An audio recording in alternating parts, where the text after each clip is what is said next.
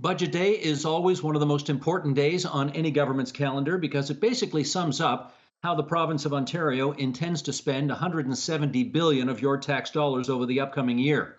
But how is the current finance minister Rod Phillips going to do that tomorrow when no one has a clue what the economy is going to be doing next week, let alone next year? Well, Janet Ecker may know something about that. She was Ontario's finance minister 17 years ago when another pandemic, SARS, hit the province, and her budget had to quickly pivot to take those realities into account. And she joins us via FaceTime now from her home in Ajax, Ontario. Janet, it's good to see you again. How are you making out? Oh, doing pretty well. I'm in social isolation. My husband and I came back from Florida on Sunday, so we're here in the house for 2 weeks doing our bit. Good for you. Do your duty. I want to ask you this. Rod Phillips is going to bring down some kind of economic statement tomorrow. How does he do that when there are so many uncertainties around the economy right now? Oh, with great difficulty. SARS was nowhere near the challenge, the issue that Ontario, well, and every finance minister, but certainly here in Ontario, that we're facing. So it's extremely difficult. And I can remember one of the provincial finance ministers who was sort of trying to be finance minister during the global financial crisis back in 0809, standing up in his speech and joking that he was all the numbers he was about to announce were in pencil, if you will, so that he could erase them because they were changing almost hourly. And that's certainly the circumstance that Minister Phillips is facing. We don't know what's going to happen. We don't know when the stock market will stabilize, how many jobs will be lost, what that's going to do to the GDP. I was speaking to someone just earlier today about debt loads, in terms of percentage of GDP. And I said, well, what's the GDP going to be, when you're making that calculation? We just don't know. So I think what it's going to be really important for him to be transparent, to be open, not to make promises that, they can't keep or they don't know if they can keep, and level with people about here's what we know to date, here's what the circumstances, here's what we think might happen, but we don't know. And trying to do all of that at the same time as looking like they are in charge and they are confident and they are providing leadership. So my heart goes out to Minister Phillips because it's going to be very challenging to do. I think you two have a bit in common. I mean, not only finance ministers, not only progressive conservatives, but I think you both represent the same riding too, did you not? Well, yes, actually, Ajax and Pickering, as I like to joke, because there's Minister Phillips, Minister Bethlin Falvey, as I like to joke, it took two of them to replace me. But yes, he is my MPP. Well, in which case, I wanted to ask you, you obviously know the guy well. Have you talked to him during the course of any of this? There's been a bit of email, but he's pretty much well up to his eyeballs. And I know he's been getting some really good advice from some really good people. He's also somebody, the good news is that he's been around both the municipal and the provincial governments before, so he's got business experience. He's pretty, there's a good head on his shoulders, with all due respect to other members of other political parties. But I think we're lucky to have him in that chair. There's also some other ministers who I think are showing, and the Premier, who frankly have been showing good leadership in this. Certainly Minister Elliott, our Health Minister, and Minister Bethlin Falvey, Treasury Board, who of course has been stuck in isolation himself. Minister Fedeli is doing economic development. I think from what I'm hearing and seeing, they're doing what you want them to do at this time. Nobody's perfect, but I think they're doing what we need them to do. Well, I guess what I want to get a bit of a sense of is in the back rooms, the Premier has been categorical when he goes to the microphones and he says, don't worry, people of Ontario, we've got your back. We will do whatever it takes. We will unturn every stone, or I guess leave no stone unturned is the way he put it. I wonder, though, does the finance minister ever go to the Premier privately and say, buddy, can you pump the brakes a little bit here? You're going to be spending a lot of money that I'm not sure I can figure out how to pay for. Does that kind of conversation happen at a moment like this? Well, what does happen in a moment like this is the conversations about what are our options? How much room do we think we have? What can we do to try and pick up the pieces afterwards? Because one of the challenges is, while your health officials are giving you sound advice about, in effect, shut everything down, At the same time, that the risk is, and what they're trying to balance is that if you do that, how much damage will that do? Will there be businesses left who can pick up and hire people and produce other goods, etc., afterwards? So it's a really big challenge. My guess is that, having watched Trump the other day, God forbid, doing his press conference, where you saw him sort of starting to equivocate on some of the shutdown social isolation stuff, and people were quite concerned about that. My guess is that the economic damage figures that he's looking at are starting to be in the nightmare category. And so you need to take the advice of your health officials. We need to be doing the isolation and shutting things down and all of those things. But it's a tough balancing act, because we have got businesses out there now that like literally have no revenues coming in, that are having to lay off staff, take serious pay cuts, etc., and how quickly some of them are going to be able to pick themselves up and continue after this is over at some point.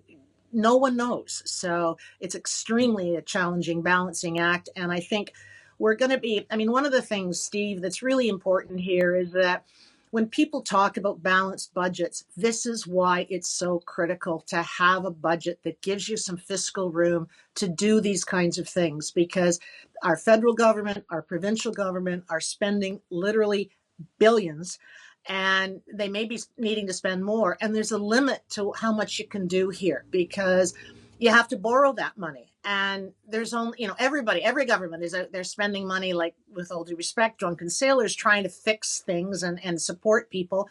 They want to do that. You want them to do that.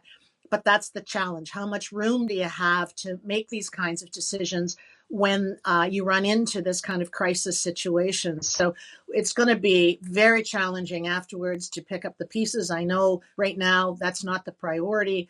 Can we flatten the curve, as everybody likes to say? And can we give people as much runway as possible by doing things like, giving mortgage payment freedom, if you will, cutting electricity prices, some of the things that the governments are trying to do as they look for ways to support individuals and businesses. That's what they need to do, but it's really going to be a challenge picking the pieces up afterwards. I take your point on that, but I should tell you, I got an email today from somebody who said, how much protection do we want to give businesses out there, in as much as if you had a failing business before COVID-19 hit, and it was pretty obvious that within, a matter of months or maybe weeks, you were going to have to declare bankruptcy or shut down or whatever. Because of this crisis, should we now be going to the international markets to borrow billions upon billions of dollars to save those businesses? How does a finance minister treat that problem?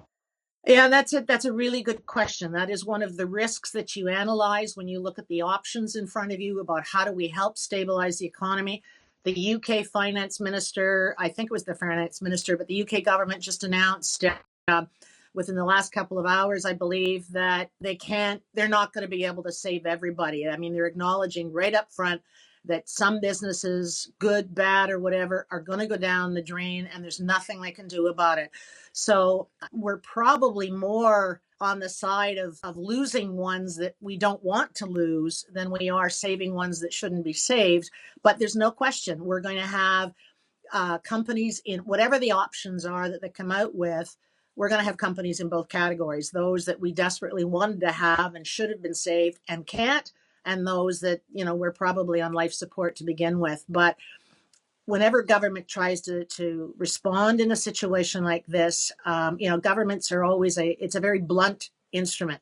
So there's going to be gaps, there's going to be hits and misses. And the other thing for all of us to remember, and I know it's so easy to second guess our government leaders at the federal and provincial level, there is just no textbook for this, no rule book for this. There's things that people think will help. There's ways that they think they can deliver it. You've got a whole bunch of good people working 24/7 to try and do it. But it's not going to be perfect. There are going to be hits and misses, and that's the nature of things. So is it really possible? I guess we're trying to anticipate tomorrow what Rod Phillips, the finance minister, is going to say. Could he really say in his economic statement, If you had a business before COVID-19 hit, don't worry, we will ensure that you have one afterwards. If you were making X number of dollars annually before COVID-19 hit, don't worry, we will either backstop or work with the federal government to backstop that same income after COVID-19 is over. Can a finance minister really say that?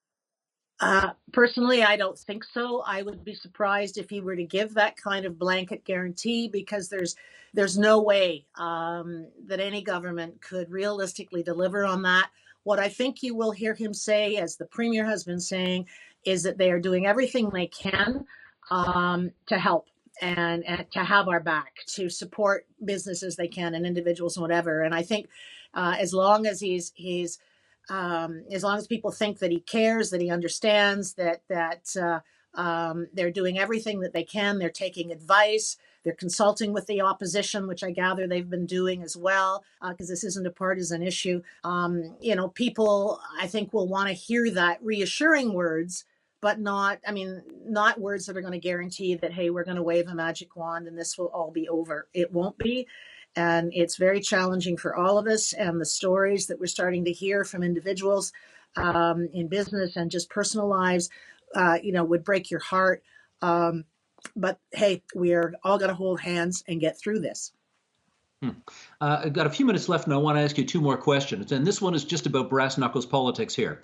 And to ask this question, I want to set it up by reminding you of, how many years ago would this have been? Maybe, back in the early 1980s. Larry Grossman was what they then called the Treasurer of Ontario, essentially the Minister of Finance today. And he had to make a trip to New York to beg for the credit rating for the province of Ontario.